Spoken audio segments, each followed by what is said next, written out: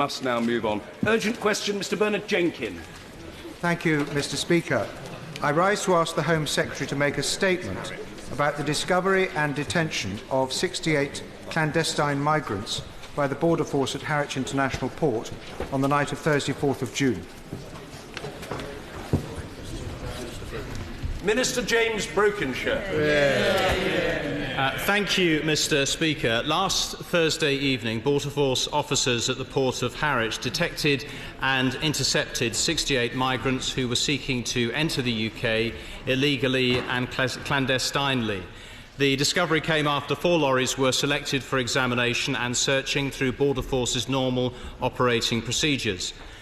Among the 68 migrants found were 2 pregnant women and 15 children. 7 migrants complained of chest pains and nausea and were taken to hospital as a precautionary measure.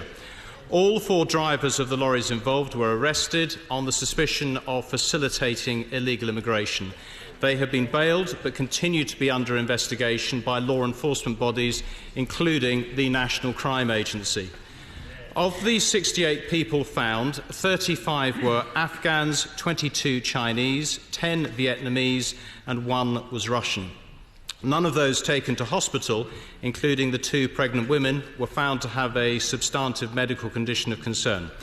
Some of the individuals have claimed asylum, and UK Visas and Immigration are considering their claims, including suitability for the detained fast-tracked. 2 of the asylum seekers are unaccompanied minors and have been placed into the care of Essex Social Services. We've already begun the work to seek the removal of the remaining migrants from the UK. 15 have already been successfully removed. If we can show that those who are claiming asylum have also claimed in another EU member state, we will seek to remove them under the Delyn regulations. This government is clear that the EU's approach to migratory flows must include proper management of the external border, the prompt return of those not in genuine need of protection, and action to tackle the efforts of the smugglers and traffickers who profit from human misery. I'm aware my right honourable friend, the member for Harwich and North Essex, visited the port on Friday, which is in his constituency. And I would like to endorse and echo his positive words about the work of Border Force. Border Force conducts rigorous checks on lorries and other vehicles as they arrive at UK ports of entry on a targeted basis, as was the case at Harwich on Thursday evening. Such checks are undertaken by skilled officers who have the expertise to identify individuals who are often well hidden in vehicles and involve the use of state-of-the-art scanning and X-ray technology. Thursday night's incident at Harwich comes on the back of a number of other good results by the Border Force team at that port. Amongst other successful operations in recent months, the Border Force team has made some significant seizures, including 15 kilograms of heroin in December, 17 kilograms of cocaine in May, and 2.9 million cigarettes in March. With regards to the specific problems of clandestine immigrants, Border Force concentrates a significant amount of resources at the juxtaposed ports in northern France, where the vast majority of illegal border crossings are attempted. All lorries undergo enhanced screening at these locations, but our approach is flexible and intelligence-led. Border Force is able to and does move its resources around on the basis of threat to ensure that we're keeping one step ahead of the criminal gangs who exploit vulnerable people and try to circumvent our immigration laws. Because, Mr. Speaker, the important work which Border Force officers carry out, detecting and intercepting those who attempt to enter the UK illegally, in conjunction with law enforcement agencies in the UK and internationally, is vital in the fight against organised criminal networks engaged in people smuggling. Gangs which show a callous disregard for human life and seek to make a profit out of other people's misery. I commend Border Force's work for their discovery last week and for the work they do day in, day out to protect the UK's borders. I commend this statement to the House. Mr. Bernard Jenkin. Thank you, Mr. Speaker, and I thank my honourable friend for his statement. Can he confirm that this is in fact one of the largest discoveries of clandestines ever at a port of entry into the UK? And may I join him in his praise for Border Force for the effectiveness of their operation?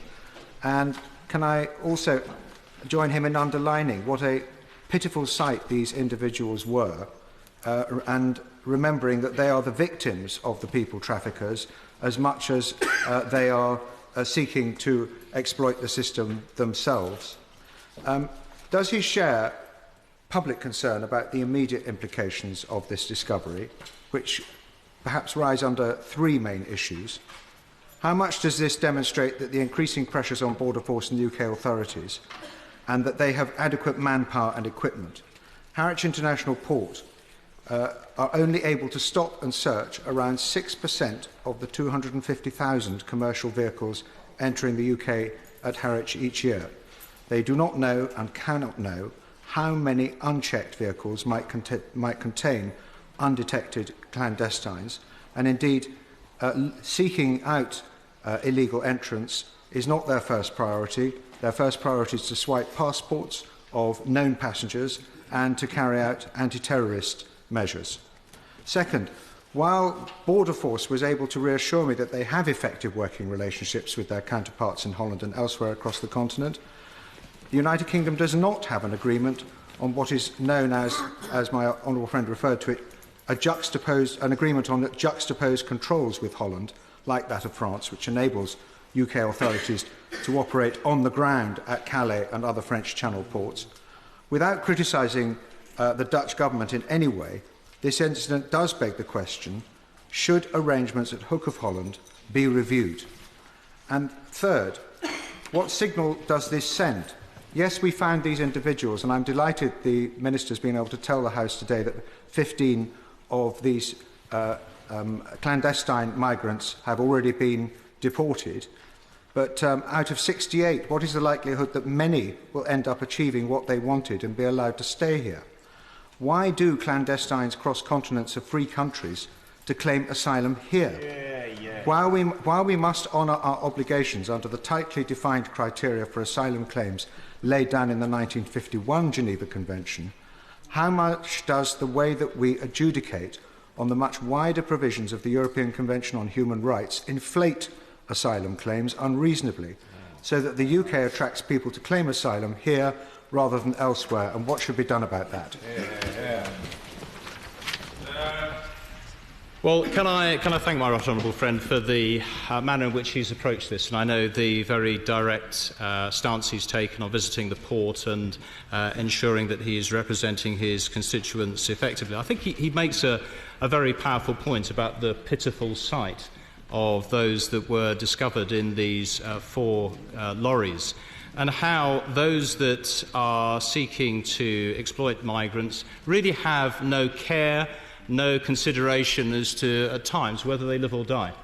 And I think that is the callous and harsh reality of those organised crime groups that we are responding to, and why it is right that we have enforcement activity both in this country, leveraging with the work of the National Crime Agency, and also working with other European partners as well.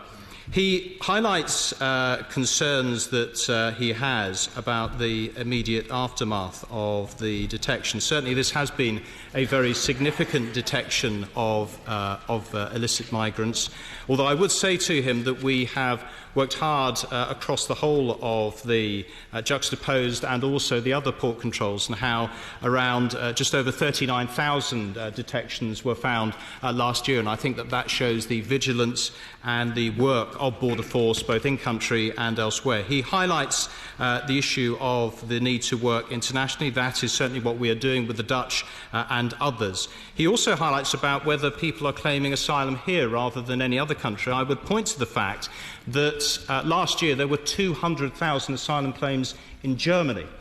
Much, much more than around the 30,000 that we saw in this country, 81,000 in Sweden, 63,000 in France. So certainly when you look at the claims, the large majority are going to other European countries rather than to this country. But I will certainly assure him of the work that Border Force is undertaking, the work that we will continue to do to secure our border using technology, flexibly approaching with our resources on intelligence where we see it, and ensuring that we are doing all that we can to secure our border. Mr. David Hanson. Thank you, Mr. Speaker. Could I, first of all, thank you, Mr. Speaker, and indeed the member for Harwich and North Essex for raising this important issue here today. This issue remains one of the most serious humanitarian issues facing not just this government but Europe as a whole. And we must ensure that we maintain, as the Minister wants to do, the integrity of our borders.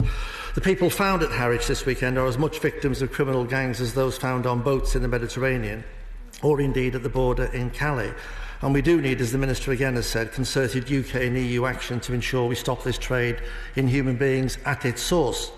We warned on this side of the House in October that the removal of Operation Triton would lead to further pressure on European borders. And I have to say, Mr Speaker, the lack of effective action taken in Calais by the French authorities to fail to identify and to remove correctly those at the French borders is leading to attempts at other borders, including those in Holland. Now, the measures taken by the government this year and European governments are welcome, and I pay tribute also to the armed forces for their help in the Mediterranean.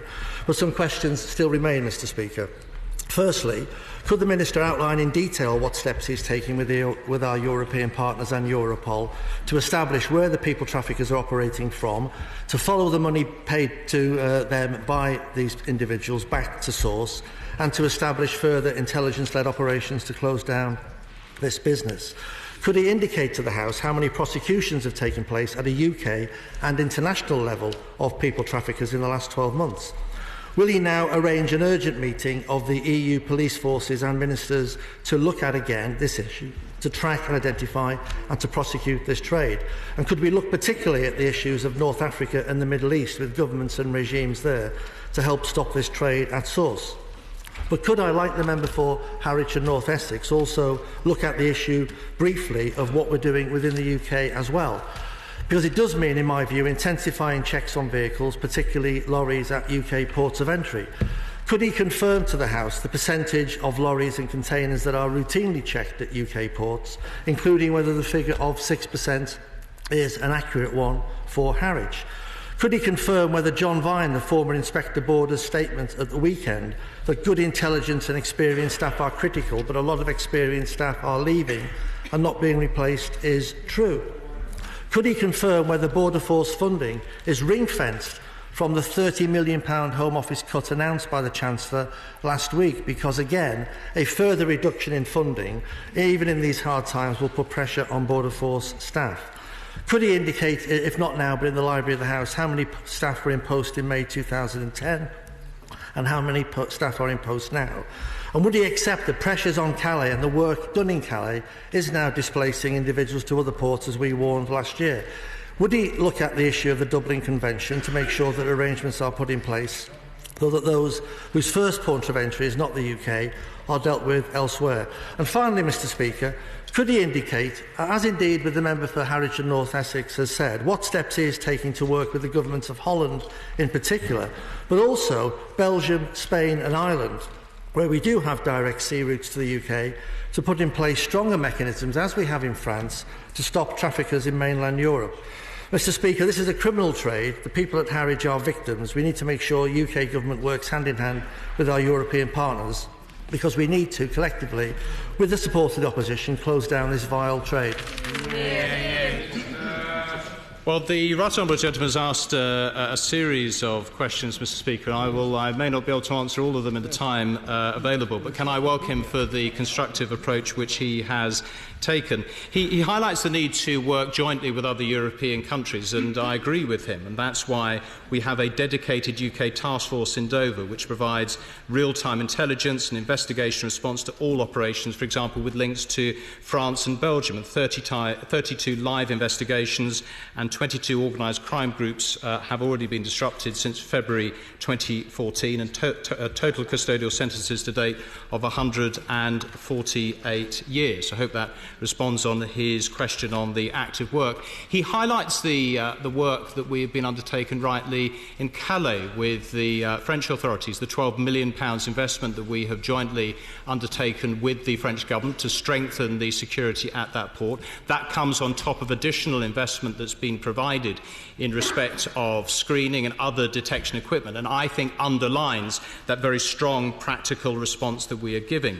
He talks about the numbers of Border Force officers. There are around just over 8,000 Border Force officers, and those are deployed flexibly. And what I mean by that is that that will depend on the intelligence that we see in relation to a particular port at any one time, and therefore it is not appropriate to give the breakdown or percentage that he seeks. But it is that very responsive stance that we rightly take to deal with these issues. He also highlights on the need to ensure that Dublin is adhered to, the Dublin regulations that allow us to return people who may have been able to claim asylum in other countries. We certainly do take that responsibility and continue to press other European countries in that regard.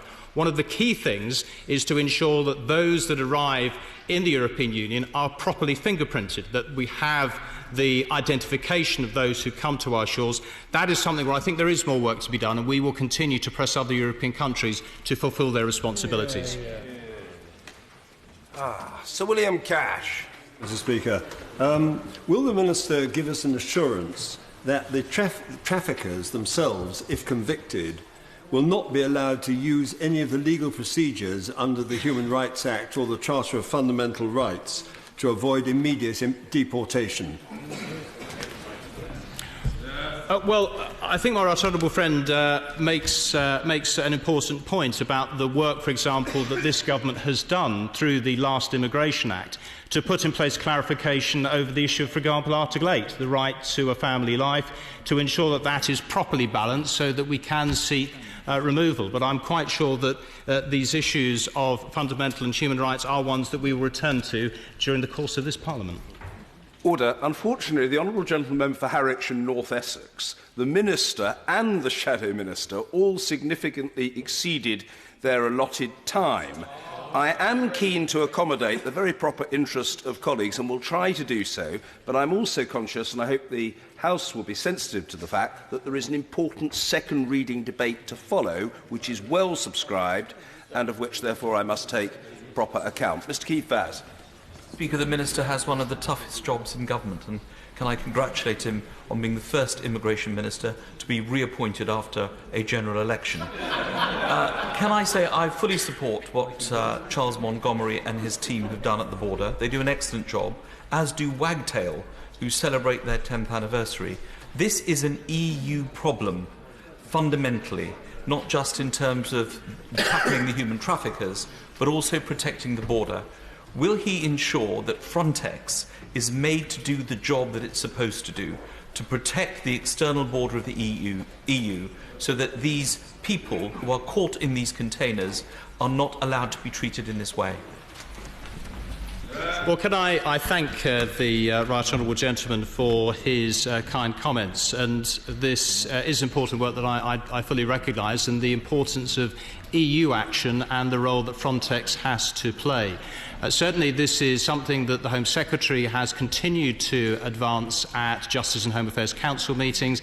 Indeed, there were discussions at the G6 last week where the Home Secretary spoke to a number of European counterparts. So I can certainly assure him of the importance that we attach to the work of Frontex and ensuring that that external border is strengthened. Mr Timothy Lawton. Mr Speaker, it's slightly alarming that it's now public knowledge that clandestine migrants have a 94% chance of getting in through Harwich. When the Home Affairs Select Committee in the last Parliament visited Calais, we saw all lorries routinely subject to CO2 sensors, motion sensors, sniffer dogs and X-rays. When can a similar sort of thoroughness be applied to Harwich, where clearly displacement has happened? Well, I say to my honourable friend that we do have those controls at our juxtaposed ports where we see the majority of the problem. Clearly, we keep our resourcing under review in terms of how that is applied to particular ports, and therefore I do not comment on the specific percentages or way in which resources are deployed. The right thing to do is to look at the intelligence, to look at the threat, to ensure that we are doing our utmost, and that is precisely what we are doing. Joanna Cherry. Mr Speaker, reports suggest that the migrants had been stowed for a long time and many were tired and dehydrated. I note the Minister has said they included 2 pregnant women and 15 children, and that some were taken to hospital as a precautionary measure, but none were found to have, and I quote, a substantial medical condition of concern. What assurances can the Minister give that those migrants who remain in the United Kingdom have continuing access to appropriate health care? And what update can he provide, in particular, on the condition of the pregnant women and children who are reported to have been amongst their number? Well, can I thank the Honourable Lady for her question and welcome her to her place in asking a question at this urgent questions session. I obviously have given the House an update in respect of the medical condition of the children and those who were rescued at Harwich. Obviously, there is continuing medical support that will be made available should that be required, but as I've indicated, I'm pleased to say that no further intervention was needed. Richard Drax. Thank you, Mr. Speaker. Can I congratulate the Border Force for this particular operation? But bearing in mind that ports and lorries are rather obvious, what other methods of entry into the United Kingdom are being used and how widespread are they? Well, as I hope my honourable friend will recognise, I think it would not be necessarily appropriate for me to identify or to set out alternative routes for others to take. But I can say to my honourable friend that Border Force is vigilant. It is always looking at different ways in which those who may seek to get to this country may seek to stow away or hide themselves. And I think the real concern is the extent to which people are prepared to put their lives at risk, sometimes in really dangerous conditions, and that is something that we do take extremely seriously, not simply in trying to identify, but also to ensure that individuals are safeguarded. Fiona McTaggart. The Minister has talked about how some of those people who have been smuggled are being returned, about how the drivers of the lorries have been arrested, but he hasn't told us what's actually happened to the organisers of this operation. In preparation for this question, I looked to see how many criminal gangs who are smuggling people into Britain had been prosecuted. The Minister says he's disrupting their operations. Is he going to prosecute any of them? I think when the Honourable Lady looks back at the comments that I made in relation to a previous answer about the work of Operation Groundbreaker, she will see that prosecutions have been achieved and the significant number of years that were secured against those involved. I've already indicated in my statements to the House that the National Crime Agency are involved, working with immigration enforcement, because she's absolutely right. It is about going against the trafficking groups, against those organised crime groups, looking overseas to where the facilitation is taking place, because this is a pernicious and appalling trade, and why we are fusing intelligence with European partners, working jointly with them and going after those responsible for really putting people in such dangerous conditions. Mr. Simon Hoare. Thank you, Mr. Speaker. Does my right honourable friend recognise the importance of immigration removal centres? The whole House has recognised that the people involved at Harwich were clearly victims, but it's absolutely right, as the honourable lady from the SNP referenced, it is important for somewhere safe and secure for people to be held and looked after. That's the importance of the IRCs. Well, I certainly recognise and support the fact that there is a need for detention as part of a removals policy, and that immigration removal centres do play an important role in ensuring that that does take place in a safe manner. We're obviously concerned to ensure that detention within an immigration removal centre is for the most limited period possible, that there is appropriate welfare. But it is absolutely right that we have our IRCs to do the job and facilitation removal. Gisela Stewart. Mr. Speaker, given that these were intelligence-led operations, can I return to the subject of John Vine's comments on the Border Force? His concerns were that too many staff with long experience have been lost, and whilst we may have the numbers, they're not sufficiently experienced enough. Will the Minister go back and satisfy himself that this is not happening?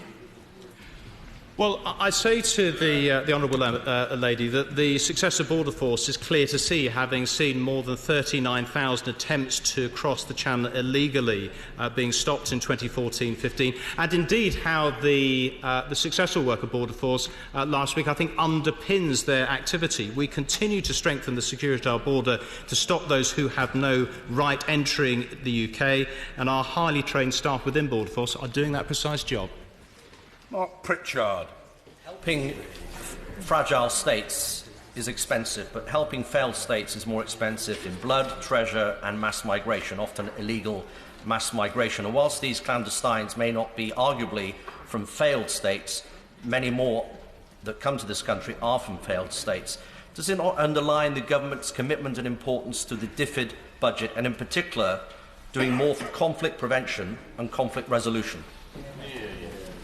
Now, I think my honourable friend makes a very important and powerful point on the manner in which our international development aid, regional development assistance is a key part in providing the long-term solutions of preventing flows of people across continents, indeed in confronting and combating the traffickers who are engaged in this pernicious trade. Yes, he is correct, and certainly we do want to see that focus on international development assistance to support our own domestic priorities. Mr Speaker, as the honourable member for Harwich and North Essex said, only 6% of the vehicles are stopped. I mean, we know that there is an issue at ports, that there is an issue around infrastructure as well as resources. What conversations is he having with the ferry companies, who often plead commercial pressures as well, to make sure that there is space and willingness to engage with Border Force to tackle this issue? Well, as I've already indicated to the House, it is not correct to talk about any specific percentages at any given port, given the very flexible way in which resources are directed to meet the threat. But we continue to talk with the maritime and other sectors, indeed the round table that I had in March with the hauliers, in terms of how we can work with them and how they can equally see greater security there, but also the support that's needed to help them with that role. And we will certainly continue those discussions. Mary Robinson. Mr Speaker, could the Minister remind the House of actions taken by this government to give asylum in the most vulnerable of cases?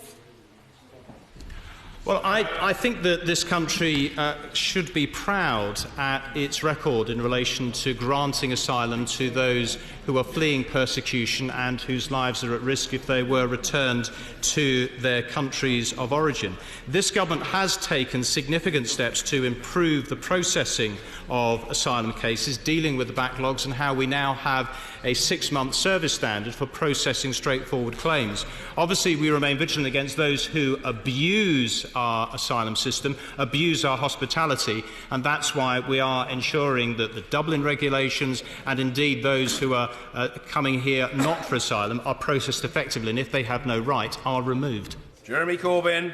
The Minister to think quite deeply about this issue.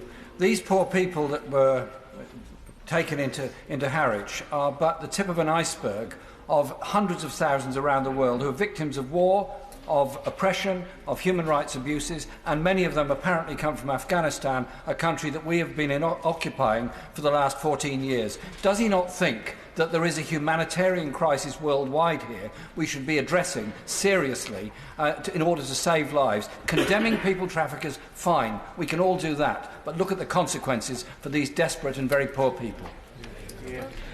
Well, I say to the honourable gentleman that he will have heard what I said in relation to a previous question on the use of international development and regional development assistance, and I believe in that very strongly. It is an end-to-end approach that we need here. Yes, of course, we have the immediate issues that we've been confronted with on Thursday in those that have arrived at our shores. Equally, we need to look at the external border and dealing with Frontex and some of the other European institutions. But it is actually stopping people from making those journeys. Part of that, yes, absolutely, is about confronting the organised crime groups, but it is also about regional assistance, regional development, and therefore ensuring that we have solid states where people are not needing to make those perilous journeys. Tom Bursklev. Thank you, Mr Speaker. Caring for trafficked children is putting a great financial strain on local authorities, including Northamptonshire. Are ministers making additional resources available in this dreadful case to help that process?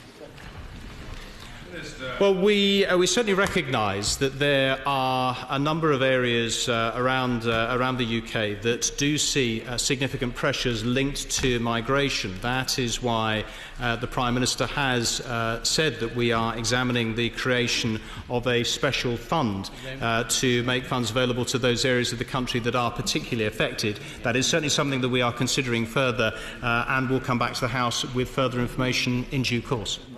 Rachel Maskell.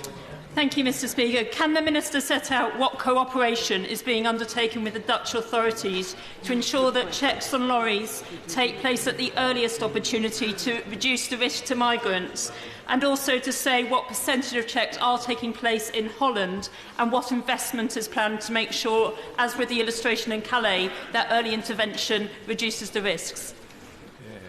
I can say to the Honourable Lady that the relationship with the authorities in the Netherlands is particularly strong and has resulted in a joint action plan which will embed regular data and intelligence sharing between Border Force and their Dutch equivalents. Already intelligence is being shared which is helping improve Border Force targeting, and in the future we plan to run joint operational activities at common threats in the Netherlands to enhance security. So it is that strong joint working that we see already and which is going to be enhanced. Mr David Nuttall. Thank you, Mr Speaker. Earlier this year, a case was reported of a failed asylum seeker whose application had originally been refused in 1997, but who incredibly was still here in 2015, mainly due to the Human Rights Act. So can the Minister please confirm that all these illegal immigrants found at Harwich will be returned within 18 days, and never mind 18 weeks, 18 months or even 18 years, and that if this is not possible because of the Human Rights Act, it will be yet further evidence of why we urgently need to review our human rights legislation? Well, I say to my honourable friend that it is right that any asylum claims are appropriately considered, and that is what will happen. And as I've already indicated, this government has done a great deal to speed up and improve the process on actually examining those claims. But where he does have a good point, which was this issue of being able to appeal, is that we do believe that further steps are needed on various different routes such that appeal rights can be maintained, but that should be out of the country. That is what we've done with foreign national offenders, and that is certainly what we want to extend further into other routes as well. Stephen Phillips. Mr Speaker, stopping this revolting trade requires action at source, and my honourable friend has spoken about the importance of the use of our international aid budget. Can he also tell the House what discussions he has had with Foreign Office ministers about taking concerted action across the globe? Well, I say to my honourable friend that this is something where we have joint action. It's not simply the Home Office working in isolation. We do work with the Department for International Development, with ministers from the Foreign Office. So I can certainly assure him that the government takes its responsibilities seriously on combating this issue, and therefore that does require work overseas as well as in this country, and certainly Foreign Office ministers are playing their part. What a delicious remaining choice. Mr Philip Hollowbone. Given that only 6% of lorries are being searched at major ports such as Harwich, isn't it time to recruit more personnel from the increasing reservoir of former police officers and armed forces personnel so that more searches can be undertaken? And isn't it now time to make it absolutely clear that this country will not accept fresh asylum claims from those who have travelled through many other safe countries before arriving at our shores? Well, I know that the issue over the effective use of the Dublin regulations is one that my honourable friend has raised rightly on a number of occasions. It is something that we do want to see strengthened further, which is why I made the comment earlier about ensuring that we have fingerprinting of those that arrive within the EU. I've already previously dealt with the way in which Border Force uses its resources. It is right that it does so. Certainly, we remain focused on the clandestine threat, as well as other threats to the UK border, and how we use Border Force resources and also technology as well to meet that threat. Mr Peter Bone. Thank you, Mr Speaker. When I was chairman of the All-Party Group Against Human Trafficking, it is quite clear that human traffickers are evil, brutal gangs. But one of the problems that we came across was illegal immigrants were coming through the eastern porous borders of the European Union and travelling across the European Union unchallenged, partly because of freedom of movement, partly because of no border checks. But the main reason, well, there was no incentives for those countries to intervene and stop them there, because it then becomes their problem. What discussion has he had with his European Union colleagues to correct this problem? Well, can I congratulate my honourable friend for all of the work that I know he did in the last Parliament in rightly highlighting the trafficking of human beings, and indeed how I think his work was instrumental in shaping the Slavery Act, for example, and ensuring that we are taking this issue as seriously as possible. We certainly underline this theme. It is certainly one of the priorities the Home Secretary has taken to European Council of Ministers meetings on the need to confront and combat trafficking. This pernicious trade, which is exploitative, has no regard for the welfare or well-being of individuals, literally seeing them transited across countries to make money for people. It's utterly sick. It is certainly one of the issues that we will retain as a priority, and I can assure him that we will return to this on future Justice and Home Affairs Council Ministers' meetings, given the importance that is rightly attached to it.